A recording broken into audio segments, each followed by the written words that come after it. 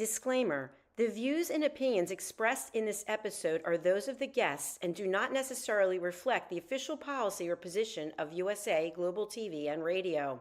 The content presented is for informational purposes only and is intended to foster open discussion and debate.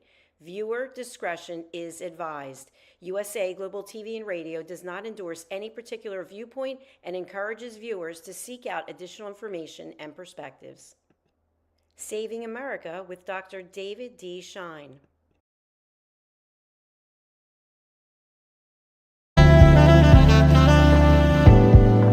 Welcome to USA Global TV and Radio, where our mission is to provide education, entertainment, hope, and inspiration.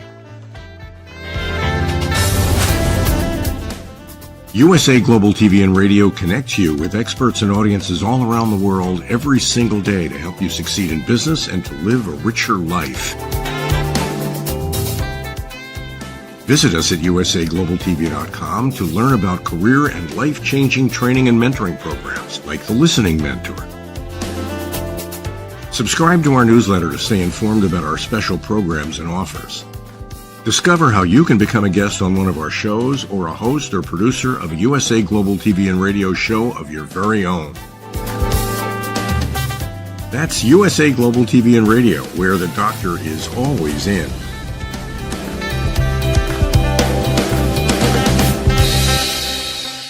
Welcome to Saving America. This is your host, Dr. David D. Schein. And have I got a batch of stories for you? Violence in America. Unless you're living under a rock, you know that this is a violent time in America. In previous Saving America episodes, I've discussed the horrible attacks on churches and other institutions. We are aware of the violence committed with apparent impunity by Americans and illegals, resulting in death of the victims and spreading fear in our communities. In my lifetime, I do not remember hardly ever hearing about a parent killing a child, and yet there have been even several reports of this horrible thing happening. Against this sad backdrop, we have violence in major American cities. The alleged trigger is the fact that the America that we know was overrun by the Biden-Harris administration's open borders policy. While many were only seeking a better life, a large number were criminals and asylum inmates from other countries. The American people voted to both end the practice of open borders and to bring safety to our streets. Part of that program is locating, imprisoning, and deporting those who have committed serious crimes in our communities. The stories are known to all who pay attention to the news. The agency that is charged with this is ICE, Immigration and Customs Enforcement. Despite the public support for this agency, terrorists and high-profile Dems have used the word ICE to trigger not just protests, but violent protests. We all know that this violence is happening in places like Los Angeles, Chicago, and Portland, Oregon. The protests take place near ICE facilities, and there are also efforts to block ICE activities in areas where illegal criminal aliens hang out. As these are federal employees and federal offices, the U.S. government has every right to provide protection for them. It is bizarre that the local authorities, who are obviously not doing their job to maintain law and order and to protect these workers and facilities, are refusing to support them. Look, if they did not want the feds, they could simply provide the necessary security themselves. And if they cannot provide that security, why not take the aid being provided by the feds? There are several problems here. First, you have Democrat public officials coming out in favor of criminal illegals and imposing ICE enforcement. That makes no sense to me. Second, America's cities are facing significant declines due to chronic lack of enforcement and punishment for serious criminal acts. I believe the pendulum is swinging back, and I expect that despite the funding from the Soros machine, more conservative district attorneys and overall police support is going to come back to American cities. Third, I strongly support President Trump's declaration that ANTIFA is a terrorist organization. Many of the reports about the violence around ICE locations in LA, Portland, and Chicago indicate that similar perpetrators are involved in this mob violence. Do we know that the sponsor is ANTIFA? Not specifically. Unlike in the Middle East, where the terrorists celebrate the mayhem they cause, the locals here do not specifically claim to be part of ANTIFA. However, we all know if it quacks like a duck, walks like a duck, it probably is a duck, meaning Antifa. I know many of the members of my audience appreciate my connection to current and prior history.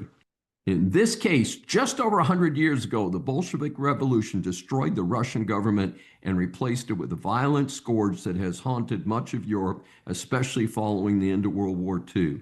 Just under 100 years ago, Hitler got his start in Germany with many of the same false claims against a minority group and against the German government.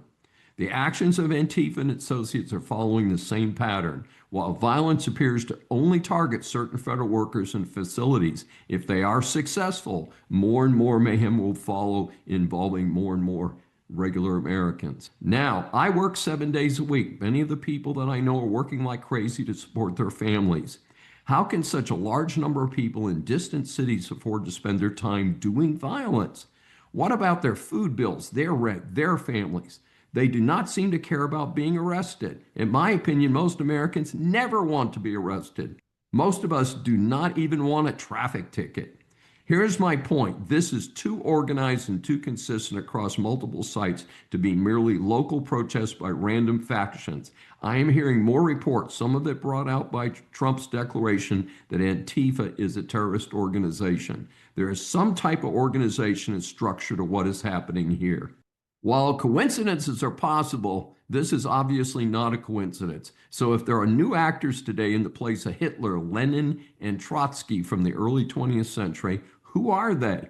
I have heard one name consistently, and that is George Soros and organizations that he funds. I do not know if this is true. Frankly, I hear this man is very wealthy. Why would he want to see a revolution in America? This country, unlike Tsarist Russia and post-World War I Germany, is generally successful and could be even more successful with reforms of its failed bureaucracy. I know there are investigations pending in the current administration of Soros and his organizations.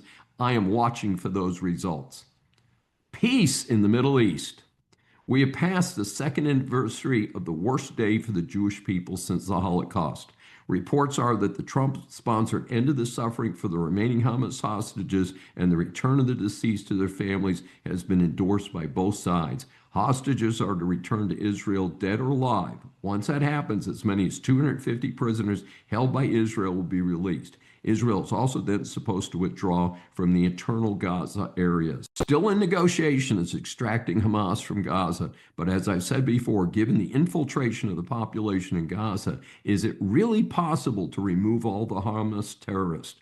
What about their civilian supporters? My own take is that Israel needs to do what they did after the Olympic terrorist attacks in Berlin 50 years ago. They must hunt down and eliminate anyone from Hamas and any who helped them. The Israelis prove that they can be consistent and effective. That is what is needed here. Otherwise, I do believe anyone tied to Hamas will continue to threaten Israelis and Americans in particular. Feds on top of university DEI scams. We've been hearing about the Fed crackdown on Ivy League schools like Harvard, Columbia, and Penn. Well, public universities are not exempt. I'm a big fan of the University of Virginia, where I earned 2 graduate degrees. However, I did hear that UVA was out on the DEI ladder. In fact, they were paying some ridiculous amount, like $400,000 a year, to a DEI head.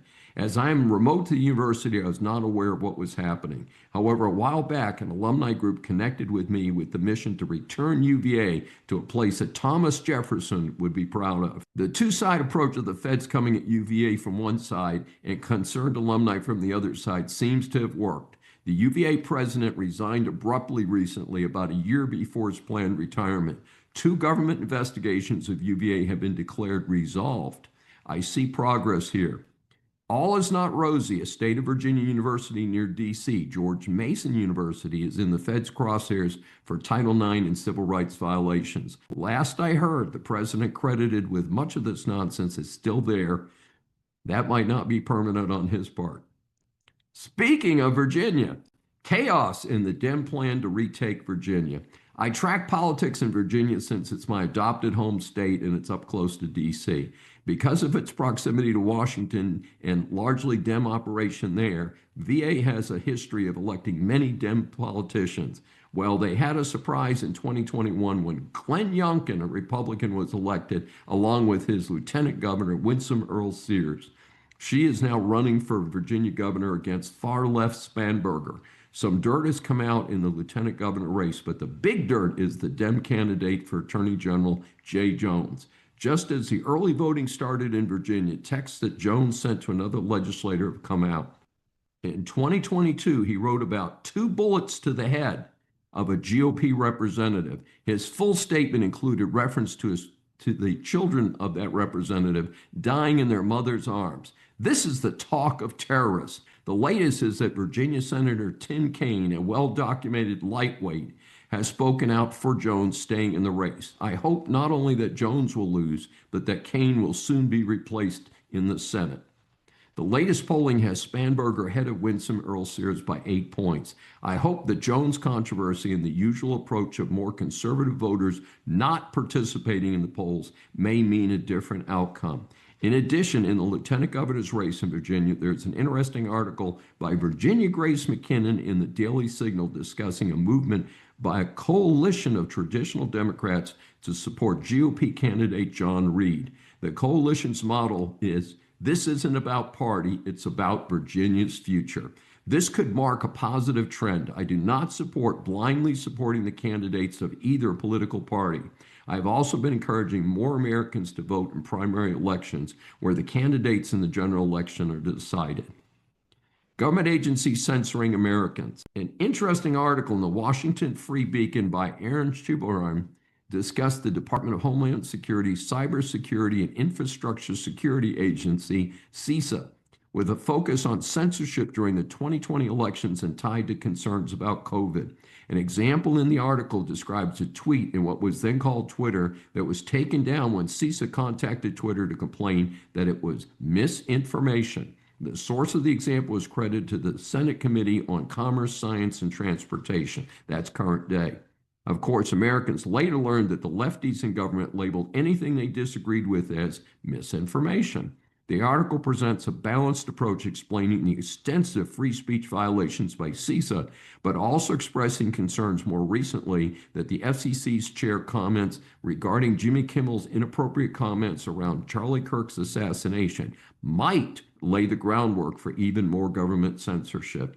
As someone who's been censored from time to time, I agree with the free speech concepts. It should be rare when the government intervenes. Examples might include threats of criminal activity, terrorism, and matters of similar concern like the 9/11 plot. There's so much on the political front that's hard to squeeze in some business news. Starbucks has announced major cuts.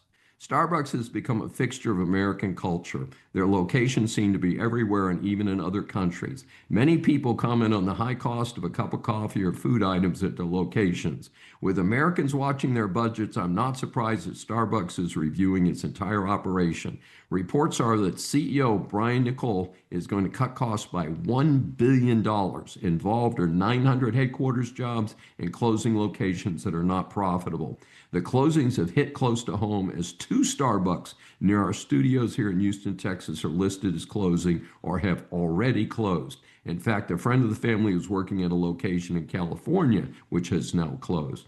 Of course, a sub-story for Starbucks is their success has attracted unionization, and the union organized as many as 12,000 of the Starbucks workers is complaining about those cutbacks. This week, I want to call my audience's attention to an interesting article that ran in late August in the NTD newsletter titled, "Common Tea Sweetener Shows Potential as Natural Cancer Treatment." The author, Rudy Blaylock, did a nice job of summarizing this interesting research. The title caught my attention since I've been using stevia to reduce my use of sugar.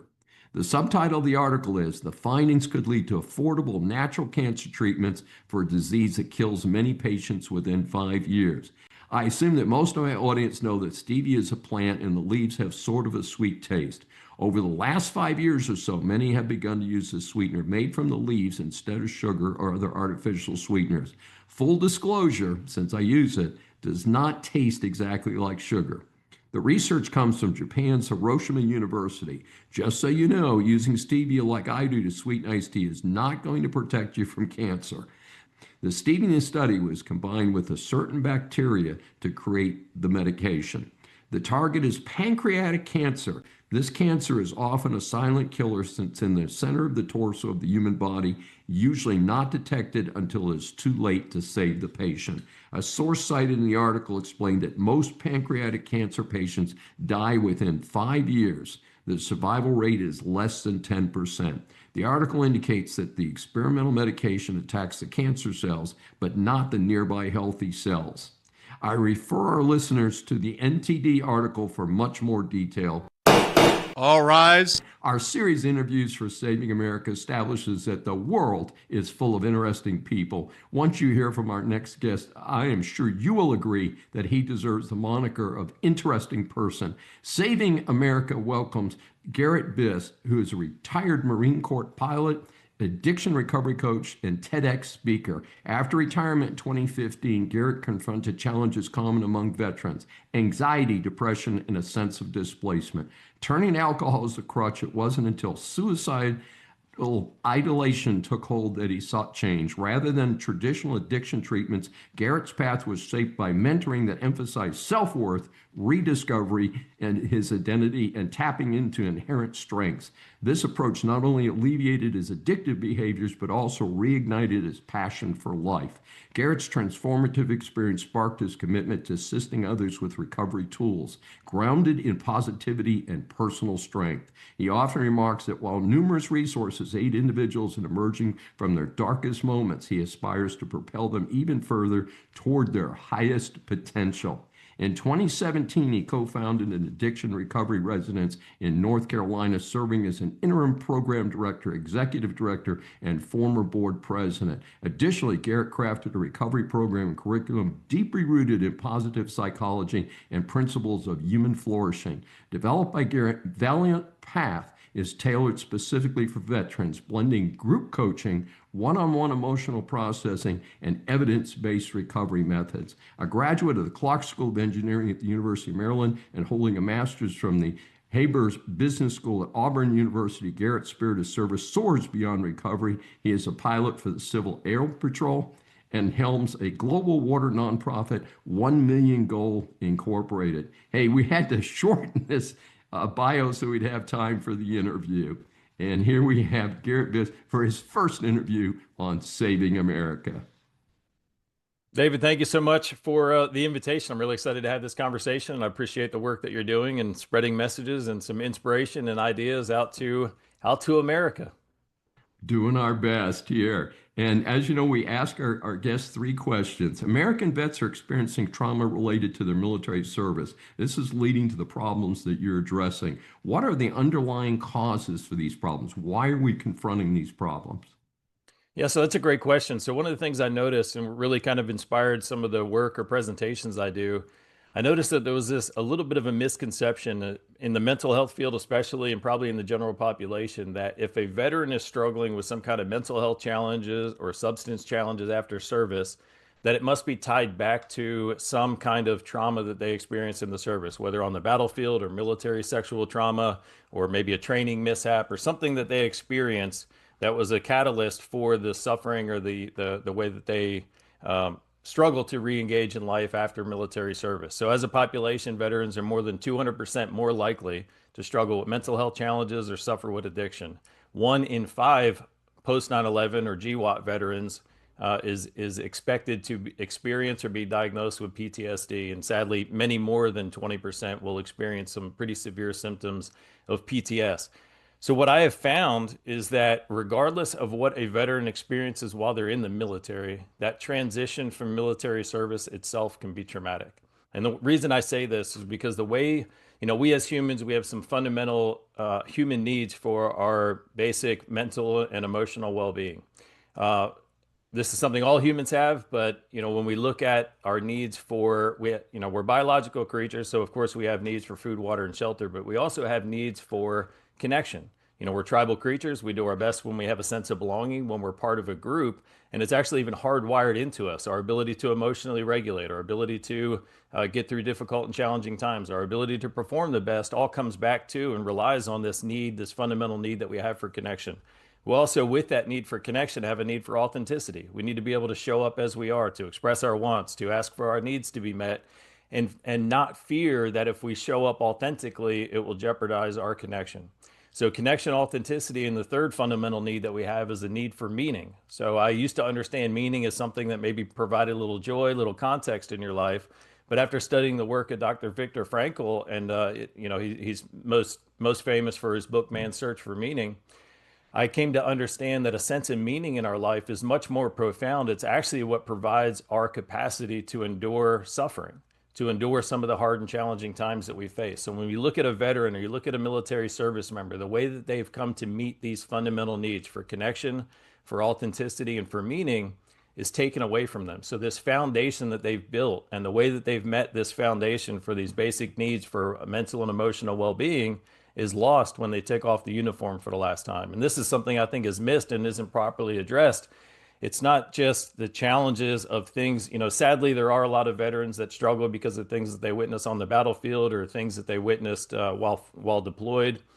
But many more veterans are struggling because of this loss of identity, because of the loss of the way that they can meet their fundamental needs, for emotional regulation, their capacity to endure challenging times. And this is something that I think really kind of flies under the radar. But this is a major reason that I believe that regardless of what a veteran experiences in the military, that transition from military service itself can be traumatic. And this is what leads, unfortunately and sadly, to a lot of the challenges that we're seeing. Gerald, that's a fascinating response to this challenging situation we face in our society. Addiction plagues a great deal of Americans. How does our working with vets differ from working with the general audience? Yeah, that's a great question. So, if you ask somebody what causes addiction or what leads somebody down the path towards a struggle with a substance or a behavior, if you ask 100 people, you get 100 different answers. There's libraries that are filled about this topic. One of the things that I understand and see that is profoundly different between the general population of individuals that might struggle and the veteran population is that if you're working with somebody who's never had a foundation for mental and emotional well-being, sadly, there's a lot of individuals, not just in this country, but around the world that grew up in situations or lived through circumstances that really prevented them from ever really fully establishing a positive identity, a sense of confidence, and that foundation for mental and emotional well-being.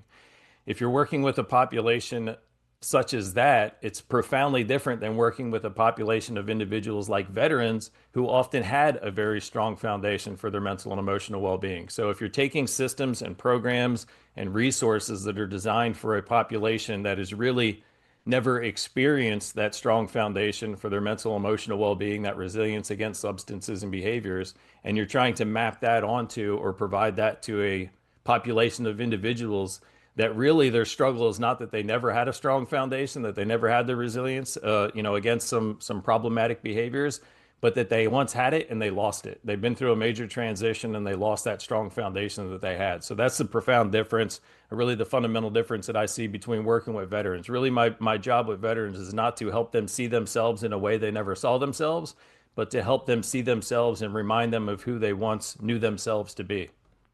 Well, that is a fascinating situation, a great contrast between the so-called civilian population and the military and post-military population.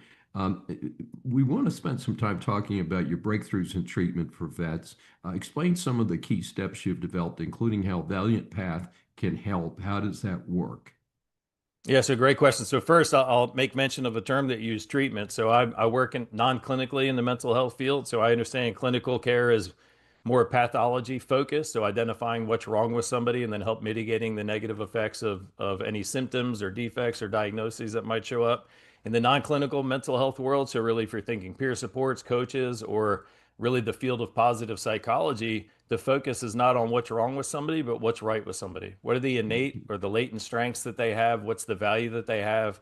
And my work with veterans is really about reminding them of these things, reconnecting them with the worth and the value that they have, reconnecting them first and foremost with themselves. A lot of times when we go through a major transition or something is traumatic in our life, we get disconnected from who we are. So a first step or a primary step is reconnecting the individual with who they are. And then if you look even within the body, after you've been through a traumatic experience or you're in a constant state of flight or flight or increased anxiety, this can actually disconnect parts of us, inside of us in a way, with our really put our sympathetic or our parasympathetic nervous systems out of balance. So really, fundamentally, the place to start is by providing veterans tools to first reconnect and regain coherence within their body.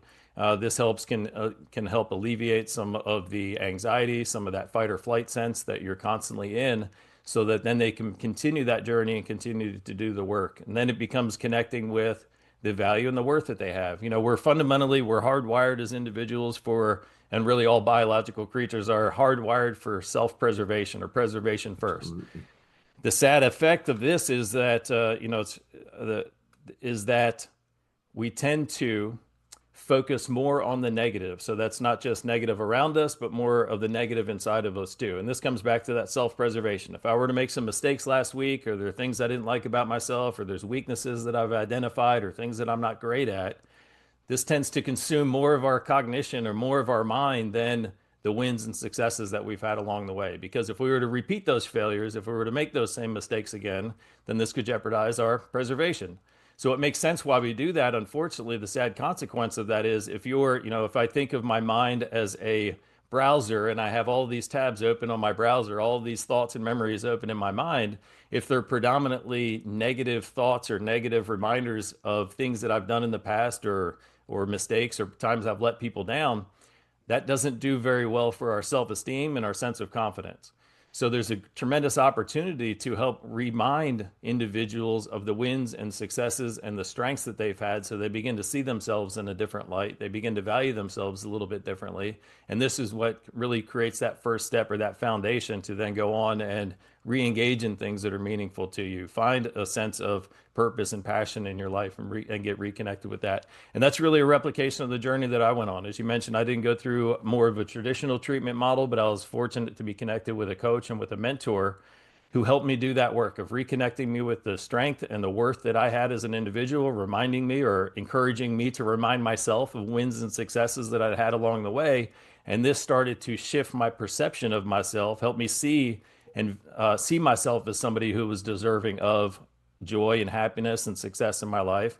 And then by reconnecting with the strengths, it reminded me of the tools that I have, the innate strengths that I have within me that I can apply to engaging in the things that are meaningful in my life. So really through that journey, it was a reconnection with myself, a reconnection with the strength that I had, and then a reconnection with things that were meaningful or that could provide that sense of meaning in my life. And that's really the journey that I help recreate for individuals through both the Valiant Path and through another curriculum that I've recently designed for the veteran population or high-risk veteran populations.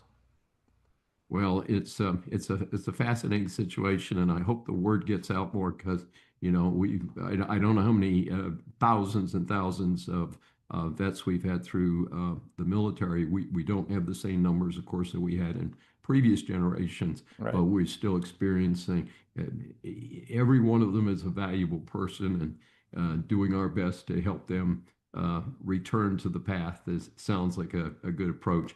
How can our listeners get good information about you and your various projects? Yeah, so great question. So I'm most present on LinkedIn, so that's a great way to connect. And then, of course, you can go to my website, which is garrettbiss.com. I'll provide you that link if you want to put it in the show notes. We can send that out. But it's GARRETBISS, and I'll speak to my veteran audience. It's Golf Alpha Romeo Romeo Echo Tango Bravo India Sierra Sierra.com. Please proceed. Idiot Dems supported by slopstream media claim that Trump is killing Social Security. Contrary to the loud claims, Trump is not trashing Social Security.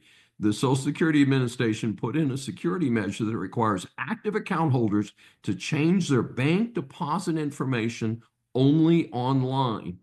The SSA also said that this is the only phone service cut and all other services by phone will continue. Some local offices will also be closed to save money. Remember that both parties have looted the Social Security Trust Fund and that some type of cuts are required to get past the 2030 projected crash in this program. Trump and his administration have repeatedly assured the public that there will be no cuts to actual payments of Social Security, Medicare, and Medicaid. Sustained. The families of the October 7th victims in Israel sued Al Jazeera Network and its American affiliate Al Jazeera International for providing support to Hamas. The suit was filed in Washington, D.C., where Al Jazeera has an office. From my view, I have never understood why this clearly biased operation, reportedly funded out of Qatar, was ever considered a news source in the U.S. Even some Middle Eastern countries know that it is trouble. The suit names reporters who are believed to have been inside Hamas planning and therefore were able to provide reports of the horrors from that day very soon after the attack started. The hope is that a win in this case could cripple the U.S. operation, since despite concerns, it is still considered a news organization and not a foreign agent. Motion denied. Our series interviews for Saving America establishes that the world is full of interesting people. Once you hear from our next guest, I'm sure you'll agree that he deserves the moniker of an interesting person. Saving America welcomes George Fernandez. He is a visionary leader and entrepreneur with over 20 years of executive experience in both private and publicly traded companies.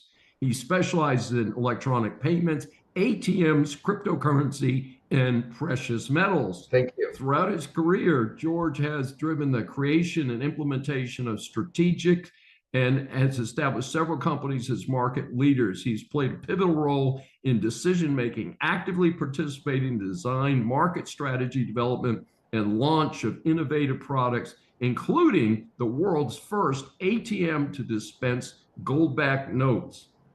He has a proven track record of not just launching and scaling successful ventures such as PowerCoin and Level 4 Americas, but also in cultivating a collaborative and innovative company culture.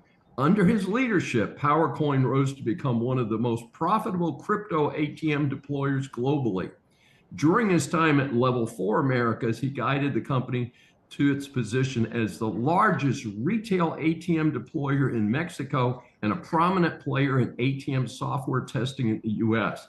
He steered Paramount to become one of the largest ATM operators in the U.S., led Heller Capital through strategic acquisitions and boosting their market power. George has served on the board of the ATM Industry Association, established the Crypto Deployers Forum. He is a recipient of numerous industry awards, the Lifetime Achievement Award from ATMIA, and also listed in the Marquis Who's Who directory, holds an MBA in International Business from UMiami, Herbert School of Business, and a BS in Marketing and Computer Science from Seton Hall University. He is fluent in English and Spanish. Presently Chief Strategy Officer of Magnus Consulting, operating from both Florida and Puerto Rico. We had to shorten his bio so he would have time for the interview itself. We welcome George Fernandez for his first appearance on Saving America. Wonderful. Thank you, David, for that introduction. Are you sure that that's me that you're reading all the stuff about? Well, I sure hope so. Otherwise, we're going to be in trouble for false advertising here or something like that. So, I appreciate the invitation of being here. You bet. Well, we're delighted to have you. And you are speaking to us today from your base in Puerto Rico. Is that correct? That is correct.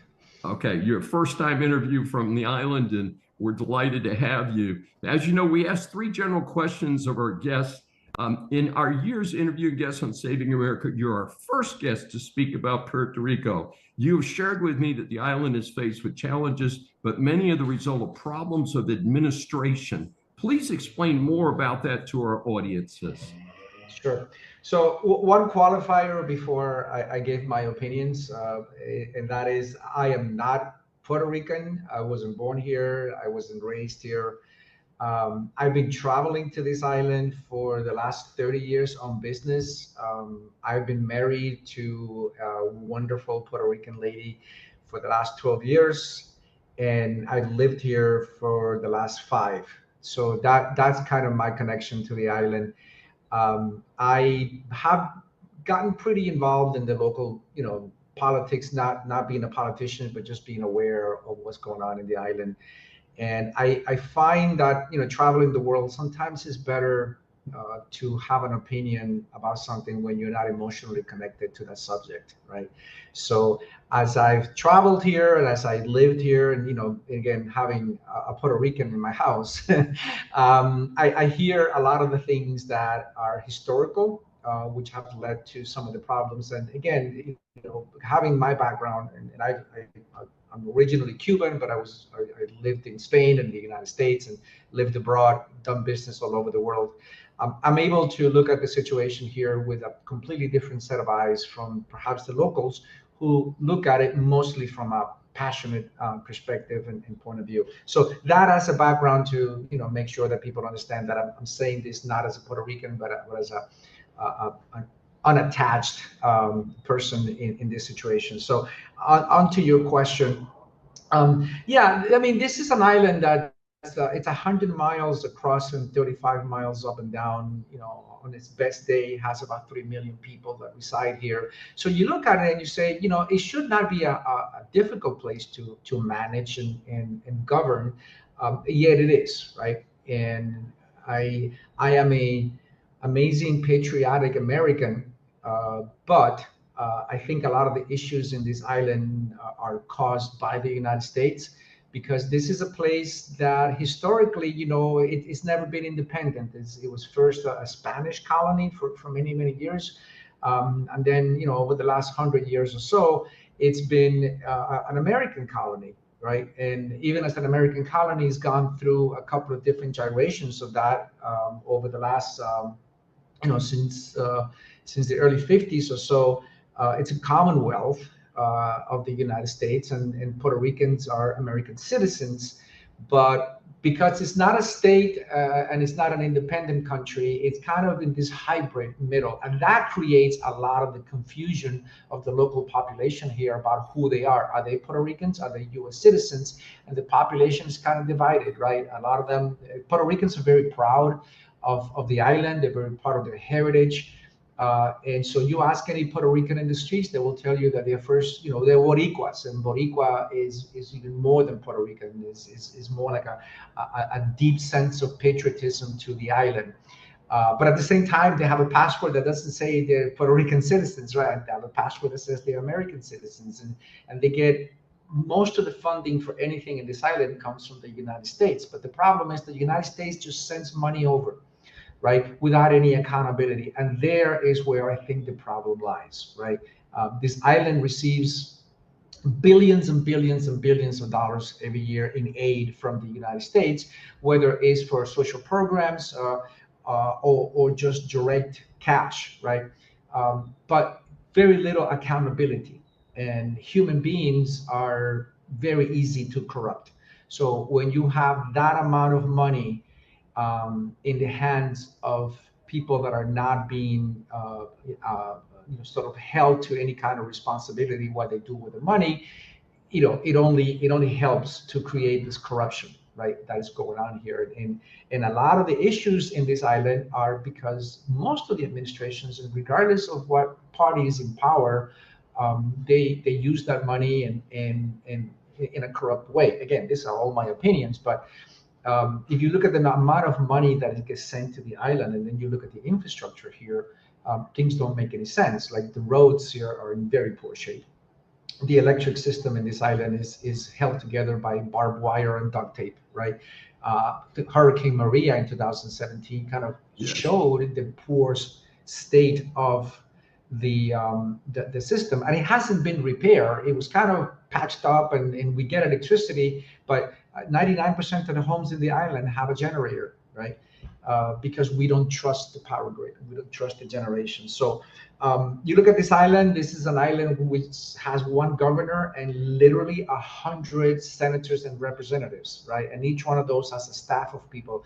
There's 78 municipalities, each one with a mayor and staff, right? In an island 100 by 35 with 3 million people, it's not possible to cover something like this, right? There was a study done that for every dollar that this island receives in aid, 46 cents of that goes to govern, right?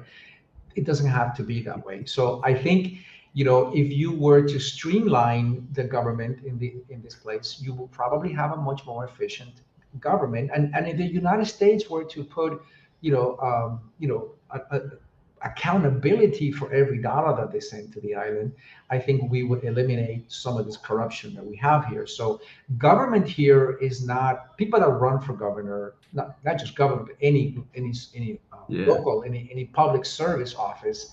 It's kind of a job, right? Let's go be in power so that we can take advantage of these wonderful benefits that the United States mainland, as they call, the country here, sends us every year. And so I have personal experience where people have, said, hey, our party's in power right now, let's go, eat at the buffet. Literally, that's how it was sold to me. And Wow. qualifier, I'm not a politician, will never pretend to be a politician. I don't like it. I steer clear of it, but it is a hobby of mine to see how the politicians work. And in my job, I've had to not just go appear before the U.S. Senate for some things that were being proposed that were going to damage our industry, but I've also appeared before the Mexican Senate for something similar. And I've spent a great deal of time between 2012 and 2014 walking the hallways of the Senate here because they were going to do something similar. So I'm very familiar with how politics works, which is why I stay clear of it. But well, it is pretty interesting. And I think where you've been going ties in nicely with our second question, which is, what is the viewpoint of Puerto Ricans about becoming the 51st state of the United States, which has been bopped around mostly as a political weapon because the Democrat Party believes that the island would be primarily a Democrat stronghold. I don't know if that's even true, but what are you seeing there on the ground?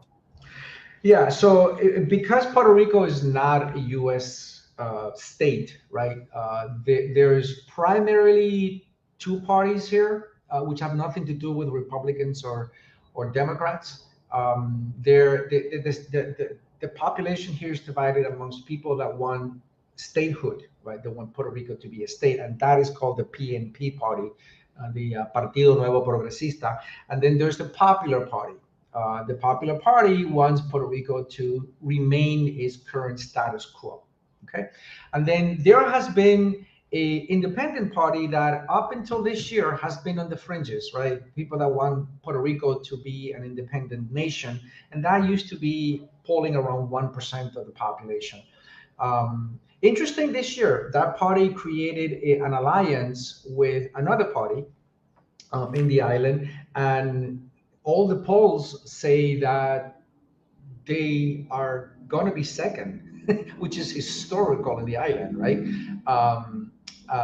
Beating the PPD, which is the Popular Party, which wants this place to be a status quo. So if they get that kind of support, it's going to be interesting how the politics in the island are going to change. Most of the polls show that Jennifer Gonzalez is going to be the new governor, and she belongs to the PNP party, which is the pro-statehood. But at the end of the day, all of this stuff is a lot of it is politics, to your point, right? In order for Puerto Rico to be a state, you have to have a supermajority of people voting for it. That has never happened. The best time that they've had in that is a 52% plebiscite that they did in 2012 around there, which it got 52%, but then the other party cried foul because of the way they worded the question. So the island is kind of divided between half that want it to be a state and the other half that don't want it to be a state. And the people that don't want it to be a state is mostly because of cultural reasons, right? People are, I said at the beginning, Puerto Ricans are very proud of their culture. They feel like they are Boricuas rather than American citizens. They use the passport when it's convenient, but that's when it's convenient, when they travel and to get the aid and all of that stuff. But on the day-to-day basis, Spanish is the local language that people use to communicate. And I venture to say that maybe 45% of the population is bilingual. Even though the education department here gets $5 billion a year in aid from the U.S. government, it's kind of ridiculous that the population is not 100% bilingual. You find Costa Ricans are more bilingual than Puerto Ricans, which is kind of interesting. Interesting, yeah. And so the PPD wants to be status quo, send me the money, I'm going to use it however I want to, I'm going to govern myself, and I'm going to keep my culture, I'm going to send my own Miss Universe contestant, I'm going to send my own team to the Olympics. And believe it or not, as bizarre as that sounds, that is a reason that they use in order to continue to be in this status quo.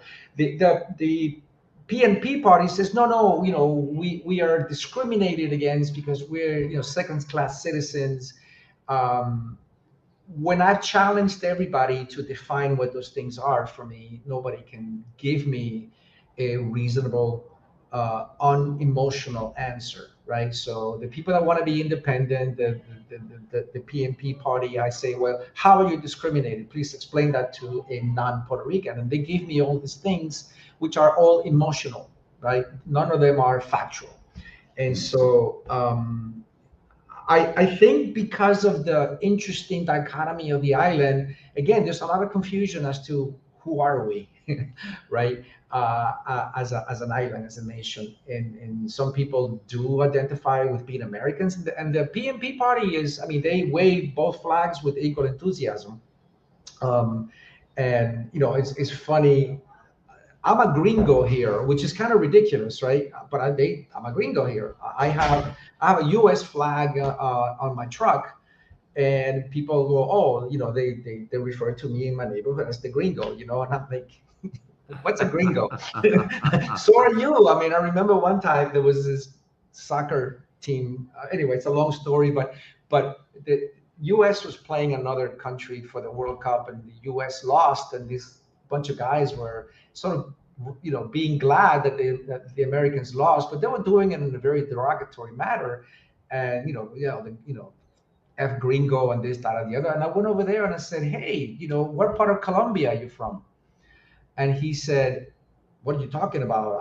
I'm Boricua, And I'm like, why do you say that? I'm going, oh, because you were talking crap about the gringos, but I bet you have a U.S. passport, right? And that threw him for a complete loop, right? And I was doing it to prove a point, right? Like, you call me gringo, but so are you. But it's part of the, again, the challenge of living here. I see when people from the mainland come to live here because they have these tax incentive programs, and they come to live here and they struggle for the first 6 months to a year because they come with the belief that, oh, this is just like moving to Kansas. No, it isn't. This is more like moving to Central America than it is to moving to Kansas, right? The infrastructure is different, the culture is different, everything is different. But there's this underlying feeling about the gringo that is coming to the island. There's a whole bunch of people that are very resentful that Americans are buying up a lot of the good Americans, right? That are buying up a lot of the good property in the island. And I'm not emotionally attached to any of this stuff. So even though I've been coming here for 30 years, I've been married to a Puerto Rican for 10 or 12 now, and living here for 5, my rational mind still cannot grasp this, this feeling. And my wife has told me, it's like, the problem is, George, that you are a gypsy, right? You grew up in one, you were born in one place, you grew up in 2 or 3 other places, and you've been traveling the world for 30 years, and you don't have this sense of, patriotism and all of that.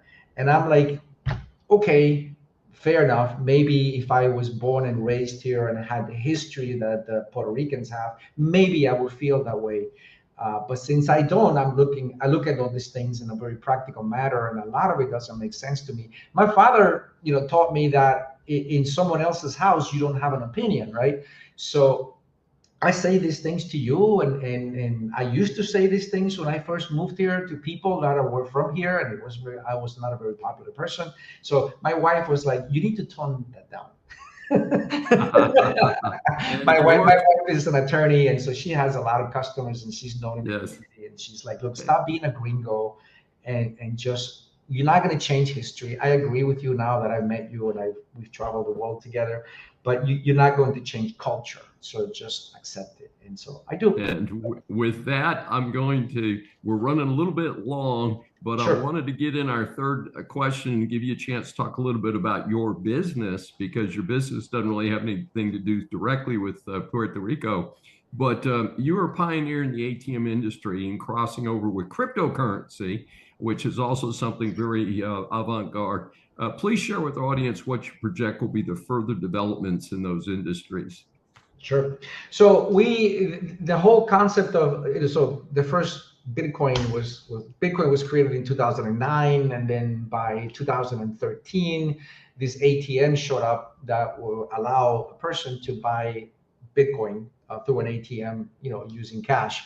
And so our company started way back then being the pioneer in driving these ATMs and allowing people to buy crypto through ATM. So today we are a software company, so we run this platform where different deployers connect their ATMs to my platform and allows them to sell crypto. So the platform does compliance, and it does all the liquidity, what we call the inventory of the crypto that you have for sale. So it does everything you need to have this business.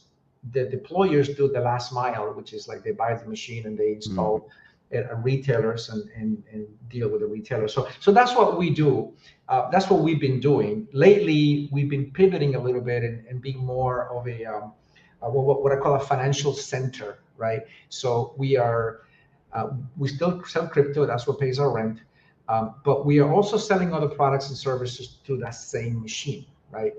We're selling, all kinds of financial services, whether it be, bill pay, debit, credit card top-ups, doing currency conversions in some markets. We also started selling gold notes, right? Something called a gold back, which is an actual piece of it's the size of a currency of a $20 bill, but it's made of 100% gold, 99.9% gold, right? And so it's being sold online, but we started dispensing that through ATM. So we are integrating all of that into one device, and that's where we see our future. We're still going to be in crypto, it's a big part of our business, but we are also pivoting to offering these other products and services to our customers, and that's we're going to see that across many different stores in the United States. And by the way, we were the pioneers in Puerto Rico in installing those kinds of machines, and we still have a leadership position here. So. Fantastic. Well, George Fernandez, it's been great having you as a guest. As you know, we became instant friends when we connected a few weeks ago. How can our audience get more information about you and your company and your endeavors? Sure. So we have two main websites. The crypto is bitstop.co, bitstop all together .co, not without the M. And then the other one is the Gold ATM machine, and that website is goldatm.com, right? Same company, just two different products, goldatm.com. The defense rests, Your Honor. Business students, business persons, or consumers, business law impacts much of what you do. This segment is designed to help you get past the headlines on key stories. An important minimum wage case for federal contracts. The states of Nebraska, Indiana, Idaho, South Carolina, and Arizona sued the Secretary of Labor, President Biden, and others in the government. The suit was filed to challenge Executive Order 14026, directing federal agencies to include a clause in federal contracts requiring contractors to pay employees a minimum wage of $15 an hour, and ordered the Department of Labor to implement such a rule. The trial court ruled against the states. They appealed to the Ninth Circuit Court of Appeals. The states argued on appeal that the executive order and DOL implementing rule violated the Federal Property and Administrative Services Act, FPASA, and the major questions doctrine, and that the DOL implementing rule violated the all-important Administrative Procedures Act, or APA. First, the appeals panel held that the minimum wage mandate exceeds the authority granted to the president and the DOL in the FPASA because the law does not authorize the president to impose a wage mandate.